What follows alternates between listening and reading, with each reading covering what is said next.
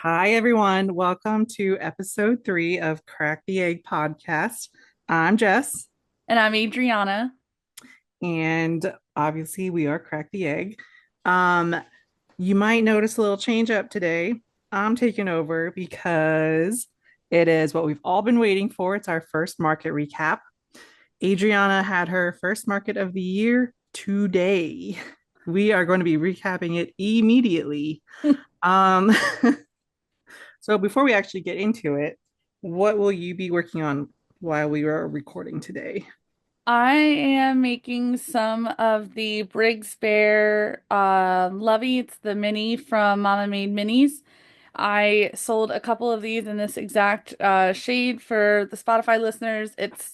I'm using like the pink speckled Bernat. I don't know the official name because I don't have the label anymore. But yeah, that's what I'm working on right now. What about you, Jess? I don't know how you're going to react to this. Oh, I already know what's coming. Just go ahead, rip the band-aid off, tell the people. I swore I wasn't going to make another one for I don't know how long, but I'm starting a second Anchor the Octopus.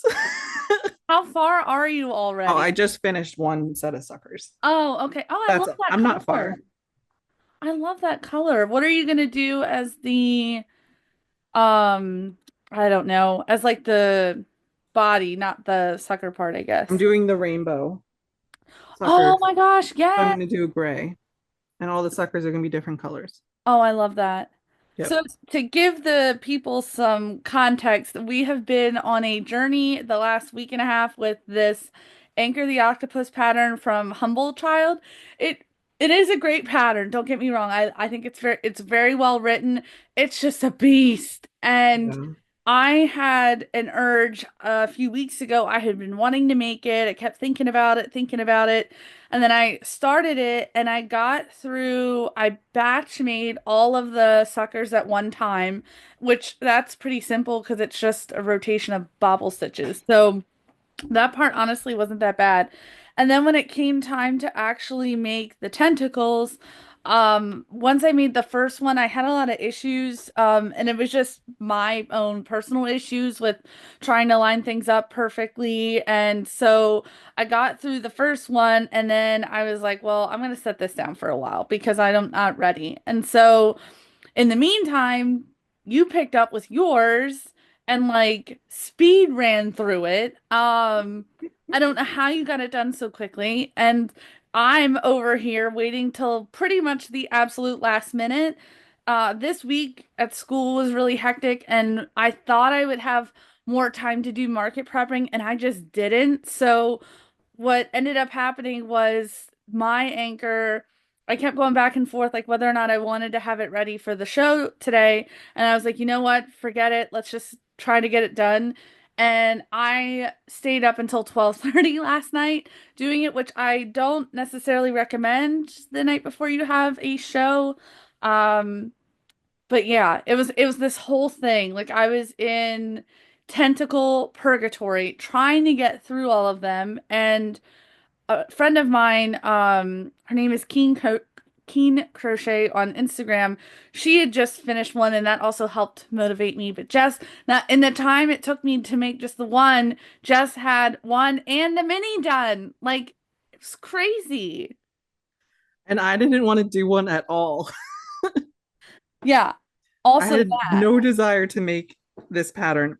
Again, it's like it's gorgeous. The end result is a great product, but I I think I was just over the octopus craze because I used to do the mini octos for shows. I think I was just sick of the idea of them, but this guy is actually pretty cool.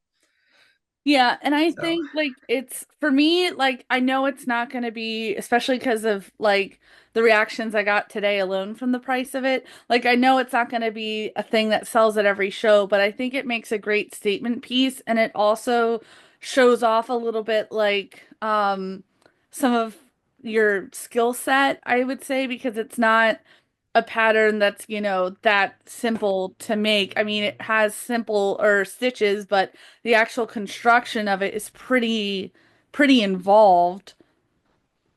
Yeah. So, I definitely have plans to make another one in the future. I have a couple different ideas for colors I want to make it in. Jess and I were talking today at the market, and I had said like I really want to do a rainbow one at some point too. But right now, since I'm getting ready, I'm coming off of the market, and my next one is already a week from today again. I'm gonna put that kind of on the back burner and possibly try to do that for either my market in May or in June. Yeah. Is this the mini one that you're making for the rainbow, or is it the full-on anchor? The full on. Oh my gosh. I know. I admire you so much. I wish I crocheted as fast as Jess too, because that's the other thing. I'm not as quick with it. Um, Listen, I've been doing this for as long as you've been alive. So, well, yeah, so that's fair. all right. So let's get into this. I do want to clear the air before we start things.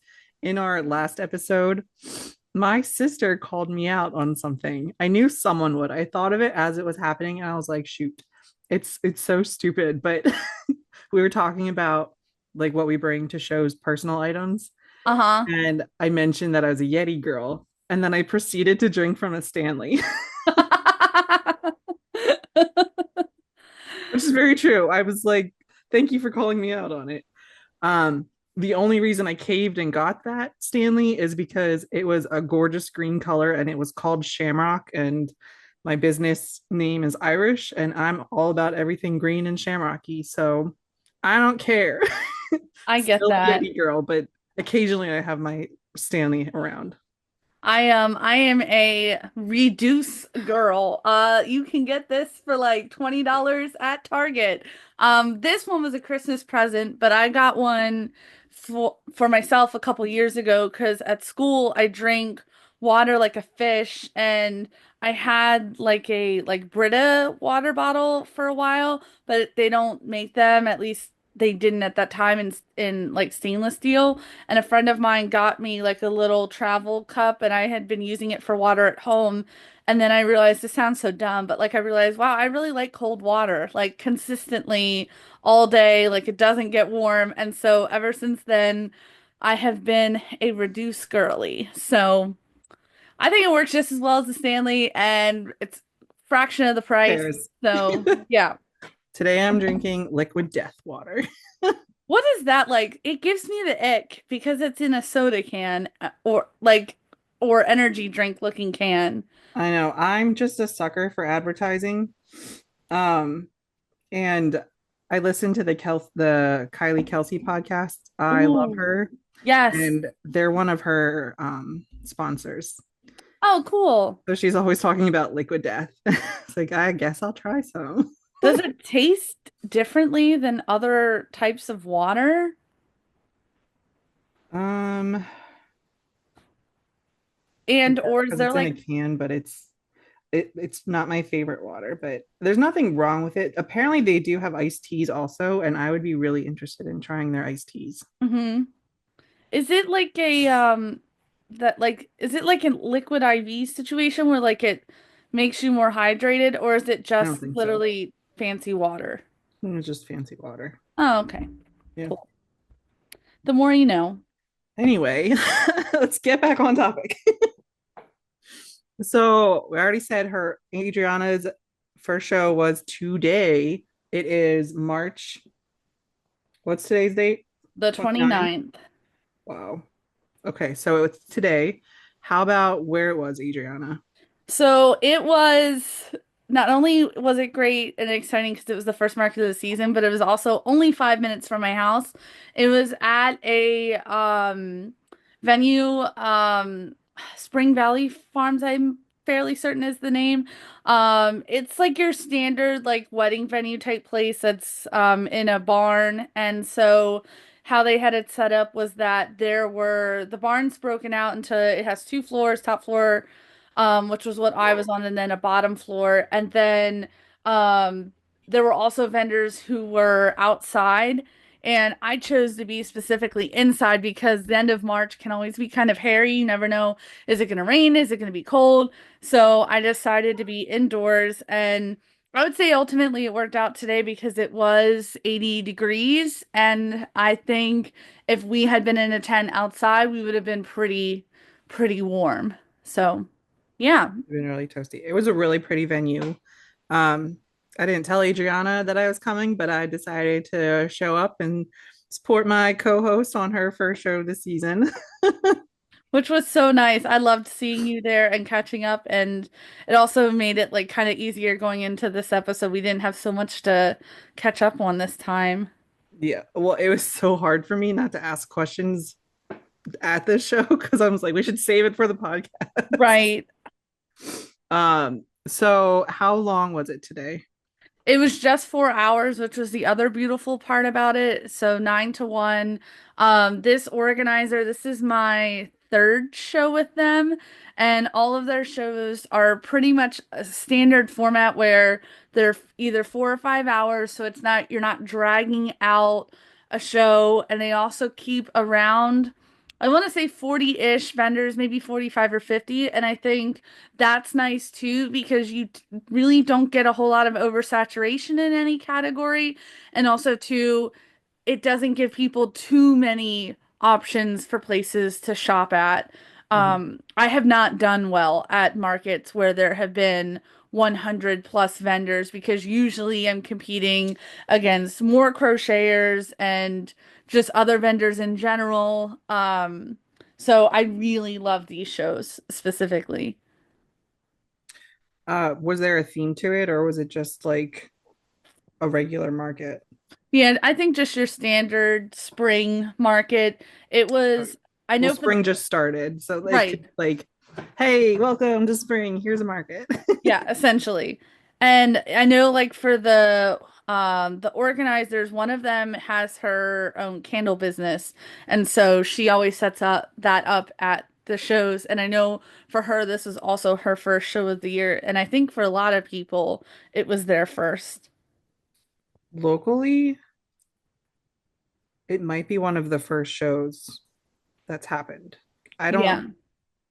I haven't seen much for really anything now. And I feel like now is when we're going to start seeing more things. Yeah, and I honestly think it's perfect for me. Like I know there are other vendors who will set up in January and February, but for me, I need the time to like restock my inventory. Also, I with teaching full time, like I do need a break at some point in the school year because I don't get it for the first, I don't know, 3, 4 months of the school year. So, yeah. So I think waiting until this point in the year to start, I think for me at least is good and healthy and yeah. Yeah, it's good to take a break after a busy season. Like right now, especially coming to your show today, I was so excited for you to start for the year. And now it's got me all like, all right, let's go. I'm ready for my show to start. That But like that was having a break was necessary. yeah, especially for something like this because it's not like one of those things where I can just set it down and it does its thing and I can come back to it later. Like Yeah. I have to physically be part of the entire process. Yeah. So and it takes time to build up inventory and yeah, I think it's good to take a break and I'm glad I did and I debated whether or not I would try to get into markets earlier, but I'm glad I waited until this point. I think any earlier I wouldn't have had as much as I wanted, which I still didn't get to that goal that I had, but I think I also wouldn't have been mentally ready for that either. So, Yeah. yeah. Okay. So we mentioned it was at a barn and you had selected an indoor spot. Did you know that you were accepted as an indoor vendor ahead of time or okay. Yep. So Yep. you knew like what you needed to bring, that you didn't need to bring a tent, for example. Yeah. And I don't always like if there's an indoor spot, I don't always go for it. Because usually your spot ends up being slightly smaller. Like instead of having a 10 by 10 spot, I think officially my spot was 10 by 6, but I'll be honest, it felt bigger than that. With 10 where by I was. 6, you said? Yeah, I think that's Oh, officially like what they accepted me for, but okay. it didn't feel that small. And maybe they ended up making the spots a little bit bigger once they actually laid it out. I'm not sure, but it didn't feel that quote unquote small. Yeah. So what did you bring? Did you have to bring your own table? Did they provide a table, or like what of your display pieces did you bring? So I brought both of my grid walls. I probably could have fit everything onto one, but I liked being able to have it spread out. I brought a new to me. I purchased it in the off season. It's one of those wooden folding, like I think it's officially like a plant stand. I had one already, but it was only 3 tiers, and that thing was put through the ringer, and so it's not in great condition. So I got the 4 tier one, both for more space and also because I needed a newer one. My 6 foot table, and then I think I think that's it. The grid walls, table, wooden thing. I didn't bring my baby bear hats this time, so there was a whole sh that's a whole shelf that I got that I didn't have with me. So yeah, Did you feel like that was enough? Did you feel like you filled your space pretty well? I think so. I wouldn't, the only thing that I would possibly consider doing differently is like after looking at some of the other tables, they had more of a like an L shape going, and I didn't really have that. It was sort of like that, but not really because I had the front of my booth was my 6 foot table, the wooden thing, and then a grid wall, and then on my right hand side, I did have a grid wall facing out. So if I were to maybe do it again, I might change that a little bit. But I think for what I had in the space, it felt appropriate as far as how well I used it. I liked your setup. I thought you did pretty good with the space that you had. I don't know. You could have done an L shape where you were. Like that, I think that would have been more um just better if you were on the outside space, but you were like in the middle Mm-hmm. with like three other vendors, I think. Yeah. Yeah. I thought I liked your setup. I also don't always like that feeling like creating like the L thing because then sometimes I feel like I'm trapped and that I can't see everything all at once. Not that I worry about things like stealing or whatever, but I like that I can stand in one position and kind of see everything either in my direct line of sight or in my peripheral. And then an L shape, I think it's harder to do that because no matter what, there's going to be a side that is not quite in my field of vision. Yeah. So there's that too. For this specific show, was there anything special that you prepared for it? Did you think, oh, it's spring, I'm gonna make springy things, or did you just have like a set line of inventory? I did have some special things. I don't really do that a whole lot because I usually get stuck with whatever the special thing is, but today it seemed like it worked out. And my special thing that I made because Easter's coming up and I know people are thinking about what they're gonna fill Easter baskets with. So I made peeps. I made them in purple, yellow, and blue. I wanted to have like your traditional, like quote unquote, like girl color, boy color, and then like a neutral one. I did have slight regrets over not making pink because some people had asked for that, but I feel like I could make at that point any color and someone would be like, "Oh, well, what about this one?" So it was also the first time that I was making those to sell. I had made them before as gifts, but I had never brought them to a market, so I also didn't know how they were gonna do. So I also didn't want to commit to half a dozen different colors and then none of them sell. So that was really the only like quote unquote special like themed thing that I brought. Everything else was like my standard loveys, plushies, some accessories, that kind of thing. So you mentioned the peeps were new, like a newer item. Were there any other new items, not specifically themed to anything that you brought specifically for the show, but like my whole product line basically is new this year. Was there Sure. anything different that you didn't have last year? The Anchor the Octopus was new. I hadn't had that before. The Briggs Bear Lovey pattern from Mama Made Minis that I'm working on right now, those were new as well. And I did have I had made dinos before as custom orders, but I had never gotten around to making them as part of my inventory for craft shows. So I did have two dinos that were I guess you could say new. One of which I did with the rainbow spikes and that actually sold, which was great. I think other than that, that was pretty much it because everything else that I had had before. Okay. So what did you bring? Like how much inventory did you bring? I don't know the exact number of what it ended up being because at the last minute, like this past like week, I didn't go back in and update my inventory spreadsheet. I believe if I didn't hit 3,000, it was just below 3,000, which was less than I was hoping to bring.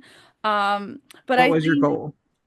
I mean, my goal, like to start the season or maybe at some point in the season, is 7,500, but it's going to be really hard for me to hit that if I'm not working at least like with time where I have a lot of time off, like in the summer, for example, or um, if maybe I was doing this in the fall but not having any shows because there's Thanksgiving and Christmas break.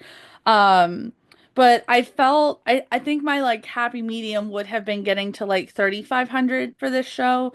And I was close enough, I think, that I can live with what I brought. It was still, I think, the most as far as inventory or monetary value of inventory that I had brought before because that for the first 2 years, I wasn't really disciplined as far as making sure to have a lot of X, Y, and Z and giving myself the time to prep it because a lot of times I would procrastinate the market prep part and then be scrambling all the time to catch up and make whatever it was that I sold, and I would constantly sell out of stuff, which was in some ways a good thing, but I don't think I was making as much money as I could have been. Right. So I took a much more disciplined approach this year in the off season, and I think that's really going to help because like I don't even know how many loaf cats now, and like I still sold a few today, but I now have a good base, I think, to build off of so that I think by the fall, I can hit that 7,500 goal a lot easier because while I'm not halfway there now because of what sold today, um, I'm still a lot closer than what I was. Like at the end of the season last year, I only had 500 in inventory, and if I had to guess what I was bringing to every show, maybe 1,500 on average, which isn't a lot, but again, I wasn't tracking it and I wasn't disciplined in the way that I am trying to be now. So, Yeah, you'll grow with it. You're still figuring things out. yeah. And like every show is going to be different. And you're going to be like, oh, this is working. Oh, this isn't working. And you'll figure things out. Yeah, for sure. What was the crowd like? I know what the crowd Um, was like. yeah, and you can probably correct me on this if you think I don't quite get it right, because I'm not always the best at perceiving that, but I would say generally speaking, you really had two demographics. You had like your I feel like 40 somethings with kids, or you had older people like 60s, 70s, maybe. I would say like there were some pockets of younger people like probably, late 20s or 30s, but I feel like generally speaking, it was more of an older crowd. It wasn't an event I think that's necessarily like they don't have like a beer truck or whatever that would interest, a lot of younger people. Um and also the area that I live in, Dover, I think has an older population too. So if you consider what's already around, do you feel like that's a fair assessment, Jess? I'm not always very good with perceiving that kind of stuff and remembering. I feel like there was a good mix. Probably like if there was a generation that was missing was probably teenagers. Yeah. Um, but a good mix of pretty much everything else. Yeah. And I don't know if I've been to shows where there's been maybe at high schools when I've done like um there's been a couple shows that I've done that are like fundraisers for a specific organization. I feel like those have a slightly better presence of teenagers, but that's probably because like they have to be there because it's their organization putting on the event. Um yeah. For sure. Like I've experienced that too. At high schools or the one street craft fair that I do is kind of hosted by the local high school. That's where we register when we check in the morning. And then I think there's like an art corner that's hosted by high school kids, and there's a dance academy that does performances during the show. So Hmm. um, it really depends on where and who and everything. Sure, sure. Um, so how much did you pay? What was your vendor fee? It was 85, which is the standard for this organizer. As I said before, this was my third show with them, and that is standard. And I think for the space that we got, for the advertising that they did, for the turnout that was there, I think it was a totally fair booth fee. I paid a lot more than that for what looked like similar organizers, and it ends up being just not worth it. Was that a flat out for everyone based on even location? Because you had like a 10 by 6 space, but was a 10 by 10 space outside equivalent? I believe so. I'm not 100% positive, but I believe that they were all 85. Okay. Okay. That's not bad. No, I don't think so either. Like I said, I've paid way more than that for other shows that don't do as great of a job advertising or scouting locations, that kind of thing. So I think 85 is totally fair. Okay. Were there any interesting customer interactions? Did anything fun happen?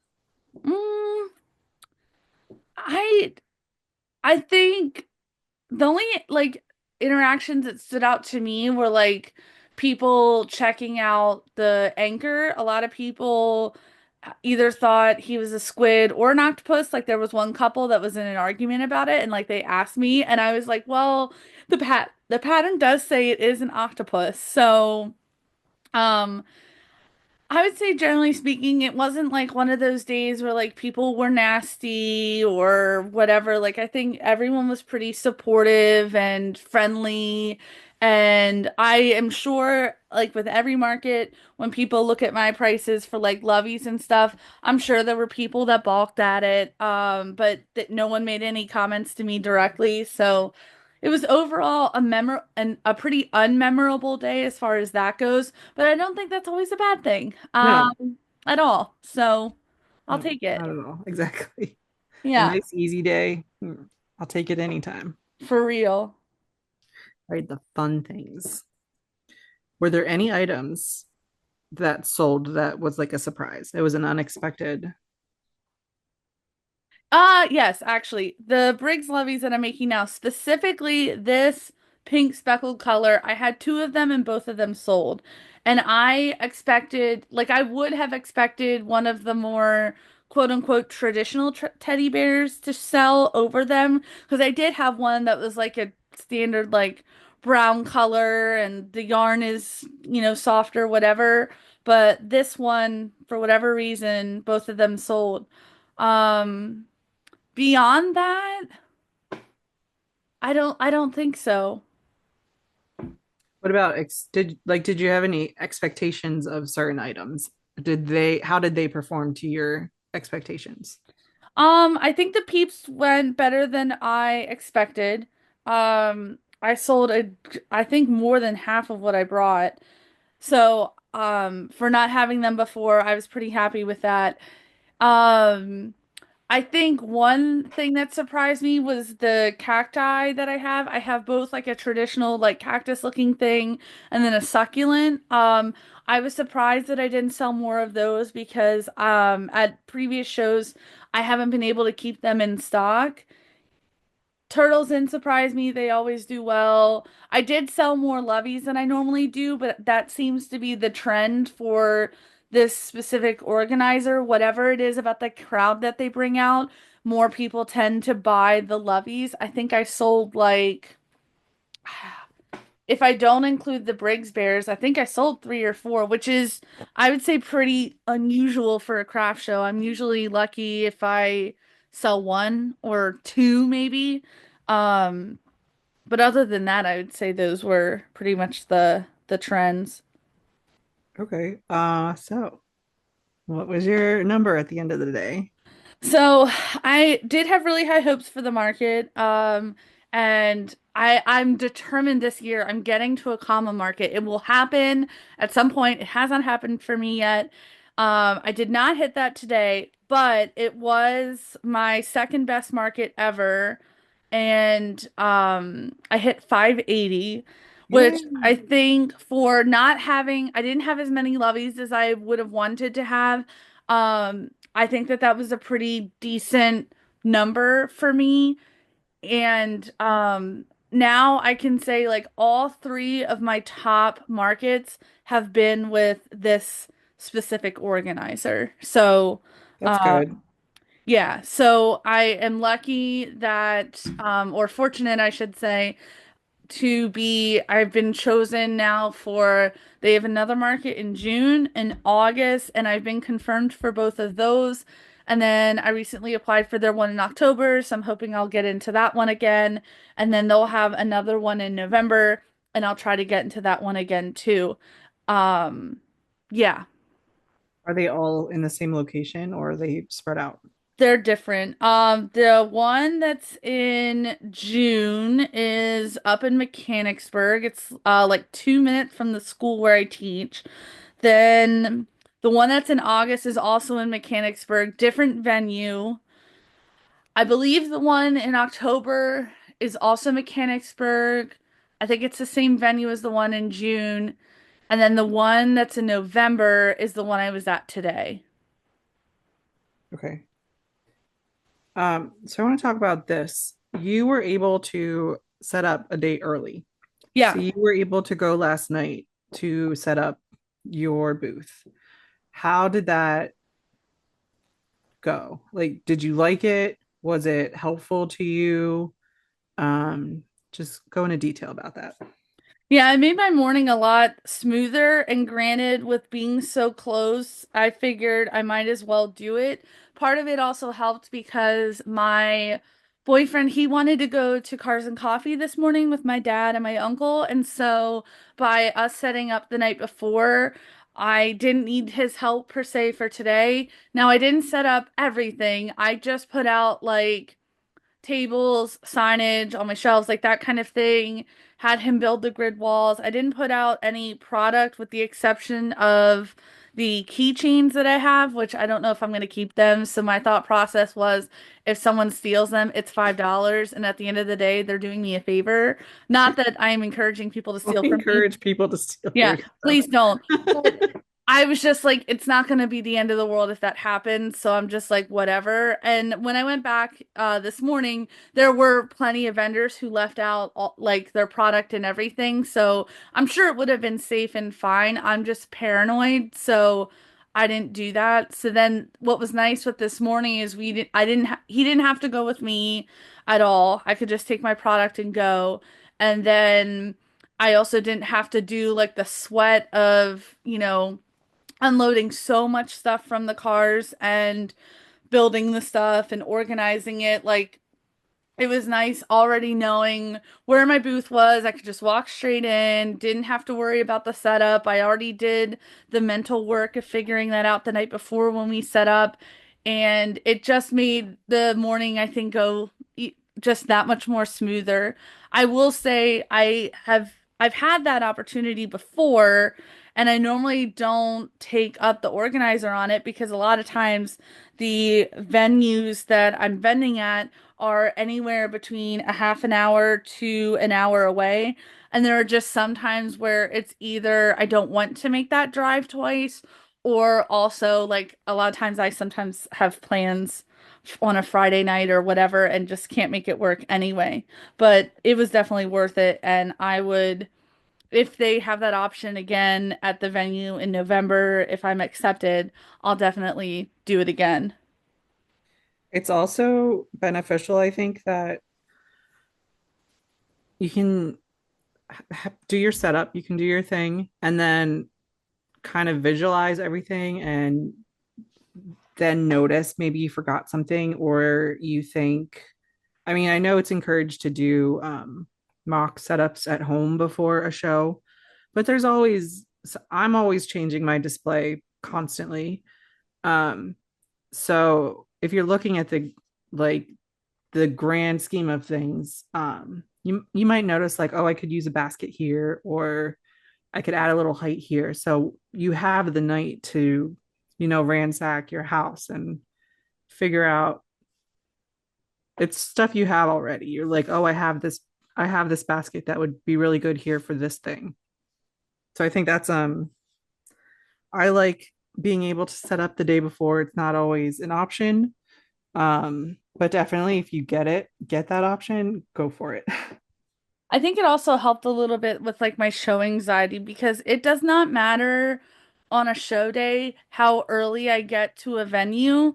Um, I am paranoid that I will not set up in time. It has not happened to me once that I've been setting up as customers have been coming in. Even like there was one time my table collapsed on me 10 minutes before the show. Oh, that was a whole thing.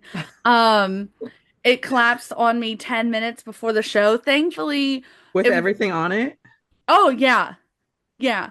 And it was oh my gosh. It was, and what was especially awful about that was we were in a school and we were in a hallway. It's actually one of the schools in my district where I teach. And the hallways there are so narrow once you have these booths in them. And so there wasn't a lot of space and everything went everywhere. But what was good was that we had brought two tables, and at the last second, when we were unloading, I decided, no, I don't want to use that table for anything. So we did have to run out to the car to get it, but we at least had that spare table. Normally, we don't bring spare anything really. So, um, but anyway, yeah, it just helps me a lot with the anxiety of having enough time for setup. It's again, like I said, even then with the collapse, it's never happened, but it's just always in the back of my mind, like, oh my gosh, what if I'm not ready? And I am always like pushing myself for whatever reason to get set up as efficiently as possible. And with today, like I went into it so much more relaxed than normal because I didn't feel like I was racing against any kind of clock. Um, yeah, especially with it being your first show of the year, it's yeah, good to like have some kind of relief. yeah, because the nerves are already so much. I mean, at this point, I feel like it doesn't matter how many shows I do. There's just still that, like, I don't know how it's gonna go. Like, there are just so many unknowns and Yeah. variables that could affect different things. So it's nice to at least, if it's in your control, to eliminate some of those unknowns, and being able to set up the night before definitely accomplished that for me. So overall, how do you feel after today? Pretty good. I can't complain. I mean, I people were great. I had a lot of family and friend support. You came out, my best friend came out, my boyfriend's parents were there and supported me, and I got to talk to other vendors a little bit, and I think the for me the weather was nice because I was inside, like it wasn't too hot really. Wind wasn't so much a factor. There was only one little part where it got gusty, and thankfully my stuff was okay, but there was the one of the organizers, her candles like all fell down. I can't remember if that was after you left, Jess, or where you would have been at that time. Maybe you had left. I don't know. It Um, wasn't that windy when I was there. I yes, know when I got home it was windy. yes. So maybe so on Wednesday. So maybe it was after you left, but it like all of a sudden got windy, and Alex is and I are talking that my boyfriend he had came and then to help get ready to pack up. And so I guess it was towards the end. And all of a sudden I just hear stuff toppling, and I assume, oh my God, somebody's fallen into someone's booth. Like for me, that was the logical reason Oh for wait, that was noise. it a tent outside? Um, it might have been. I only heard and saw what happened to the inside vendor, but it Oh, could have been maybe stuff outside too. okay. There was a when I was in line for pretzels, there was a tent vendor who had like a folding wall. I don't know how Okay, else to explain it. sure. I don't know if they had anything on it, but the wall fell over. Oh, geez. But I also don't remember if that's when I was getting my pretzel or if I was getting your pretzel. Yeah, But if Alex was there, then it was after I left, probably. yeah, that's true. Anyway. Yeah, So I think we know the answer, but would you do this event again and work with this organizer again? 100%. And I will be doing that even if today had gone horribly. I'm already locked into two shows with them, but they do such a great job organizing that I think I would th at this point, I would think if a show went wrong because I've had so many good experiences with them, I would assume there was some external factor at play, and it wouldn't be quote unquote the fault of the organizer for poor advertising or poor event location or whatever.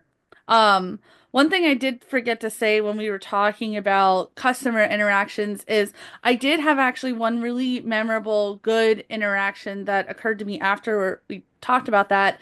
And there was this lady, and she came up to the booth and she was like, "Do you have any pink cows today?" And I was like, "Well, that's oddly specific." I didn't say that, but I was thinking it. And I was like, "No, I've got like two heads at home, which I do. They just didn't get done for today."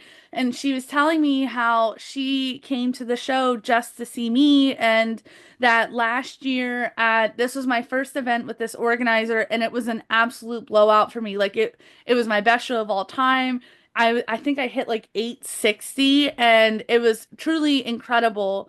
Um, but she was like, "Yeah, you had just put out a pink cow at that event, and I got it, and I guess she got it. She works at like a clinic or something.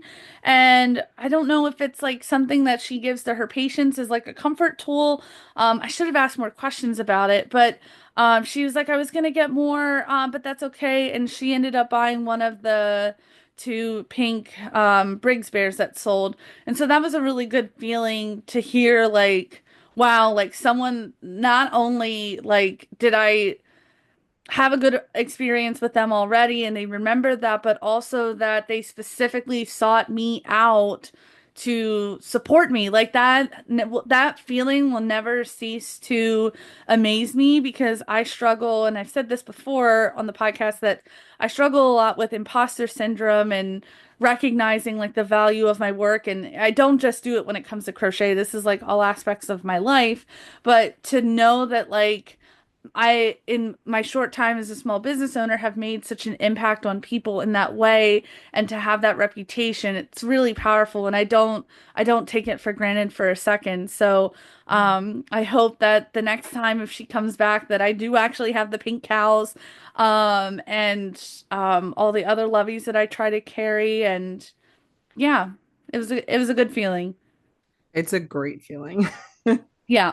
The show I do in December, the Linglestown Chris Kindle Market, um, every year I've done it, there's been a British woman who's always come to our booth. She's like, I couldn't wait to see you. And that's always exciting. And then last year, um, at least four people walked by wearing one of my hats from last year or the previous year. So I was like, oh my gosh, That's that amazing. was the first time I've ever experienced that. And that was a lot of fun.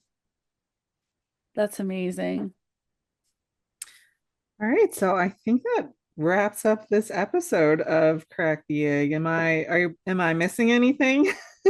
No, I think Wait, I do have a question. go ahead. You have your next show already next week. Like, what are you gonna take from today and carry over into next week? So I think based on how things went for me today and like what I have left over in stock, I'm not gonna make any more loaf cats. I'm not gonna worry about busting out more turtles or pretty much any of my smaller stuff. And I'm just gonna try to focus on getting as many loveys as I can to fill up my grid walls and to have more of a variety because today people really only got to see like I think six or seven types that I have, and I make way more than that. And I think a lot of times, if people don't see it, they don't know that they're interested in it or that it's a possibility. And I think for this weekend, I'm gonna try really, really hard to bust out as many as I can. Hence why I'm working on one right now and trying out some of the new mini lovey patterns that I got when Mama Made Minis had a big sale recently. I haven't really made that a priority yet because I was worried about making the smaller stuff that sells typically more often. Next weekend, it has a lot of unknowns. It's the first time I'm ever doing this event.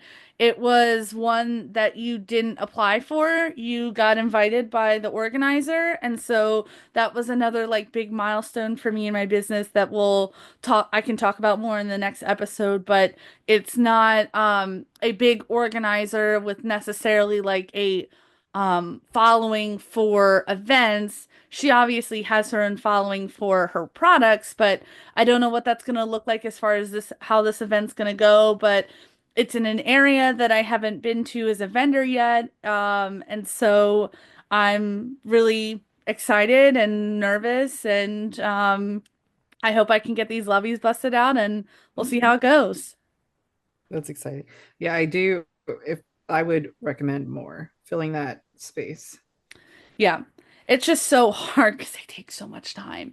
Now, but if I can bust out more minis, that will fill up that wall. And I think I'm going to keep what I did this show. And I think what I'll do for the future, and I might get signage that reflects it, is I think I'm going to keep the minis and the littles separated from each other and not mix them. It could maybe look interesting to mix the two of them together, but I think so that maybe pricing's a little more clear, I think I'm going Mm. to keep them separated. When it came time for crunch time, I made the executive decision, okay, focus on the things that I sell the most of most often, and that is like your little stuff like the loaf cats and the turtles and Mhm. pigs and stuff like that. But I think I've got a good base going.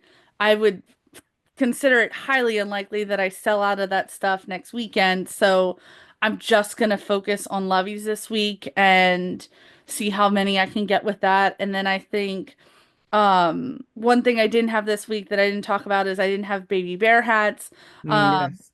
and I think that's something I probably won't have a chance to focus on this week. Like, I think if I'm going to pick my battles, I'm going to start with Lovey's first, and then for the show in May, bring out the baby bear hats again. They're a product that I just struggle with motivation wise. They're not difficult by any means, but um there is, for me at least, quite a bit of sewing for something that's so small, and that's the part that I hate, and that's why I drag my feet making them. Because depending on the size, I can get one done in anywhere between 25 minutes to half an hour to 45. So it's definitely not because they're time consuming, but I hate sewing. So yeah, Crocheters worst enemy. for real. And I wish there was a way to like modify it, but like I can't think of a way to make it so that you don't have to sew them in just based on the construction of the hat. But yeah, it is what it is. You'll get there. Yeah. All right. So I think we wanted to shout out one of our listeners. We got a comment already on one of our episodes. Yes, we appreciate so much the support that people have given us, the feedback, the support, when we announce on Instagram that we've posted an episode.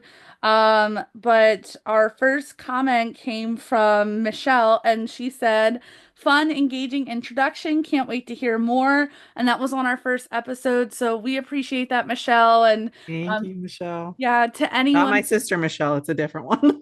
Yeah, different person, but at any time please feel free to comment, give us feedback, anywhere are getting our podcast, we really appreciate it, and it's been really fun watching us grow ever so slightly over the last course of the couple weeks, but yeah, it's been a fun ride so far. It gets less and less difficult to hit the record button. Yeah. Yeah. Thank you guys so much for listening to this episode. Please be sure to follow us on Instagram and Facebook. Jess is at Craic Creations, Craic spelled Craic, and I am Yellow of the Egg Designs. And please be sure to follow and rate the podcast wherever you get your podcasts. Thank you again, and we will see you in episode 4 for another market debrief. Yay. Bye. Bye.